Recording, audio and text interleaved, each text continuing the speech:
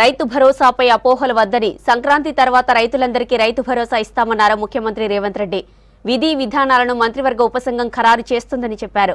అసెంబ్లీలో చర్చించి రైతు భరోసా డబ్బులు జమ చేస్తామన్నారు రేవంత్ రెడ్డి. సోనియా గ్యారంటీగా తాను మాట ఇస్తున్నానని చెప్పారు రేవంత్.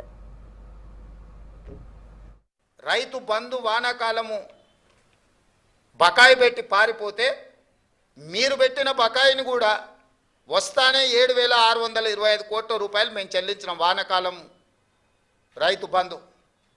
నేను మళ్ళీ రైతులకు మాట ఇస్తున్నా, సంక్రాంతి పండుగ తర్వాత రైతు భరోసా మీ ఖాతాలలో వేసేది సోనియమ్మ గ్యారంటీ, ఇందిరమ్మ ప్రభుత్వము, మా ప్రభుత్వము రైతు భరోసా కొనసాగిస్తుంది. సంక్రాంతి పండుగ తర్వాత సోనియా గాంధీ గారి గ్యారంటీగా నేను చెప్తున్నా, మీ రైతు భరోసా మీ ఖాతాలో పడుతుంది. ఎవరిని నమ్మకండి. ఇట్లాంటి మారీచులు మీ దగ్గరికి మారు వేషంలో వస్తూనే ఉంటారు.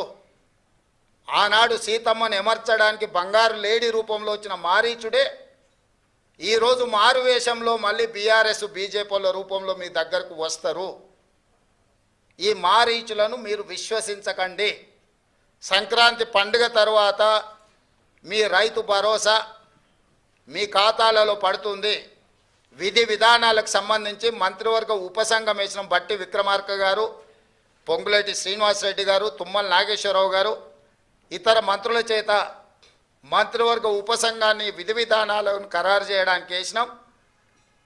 రాబోయే శాసనసభ సమావేశాలలో విధి విధానాల మీద చర్చ పెట్టి ఏ రకంగా కార్యాచరణను తీసుకొని ముందుకు వెళ్దామో నిర్ణయించుకొని డిసెంబర్ నెలలో జరిగే శాసనసభ సమావేశాలలో సభలో చర్చ చేసి విధి విధానాలను ఖరారు చేసి సంక్రాంతి పండుగ తర్వాత మీ రైతు భరోసా మీ ఖాతాలలో వేసే బాధ్యత మా ప్రభుత్వం తీసుకుంటుందని చెప్పి నేను రైతులకు గ్యారంటీ ఇస్తున్నా.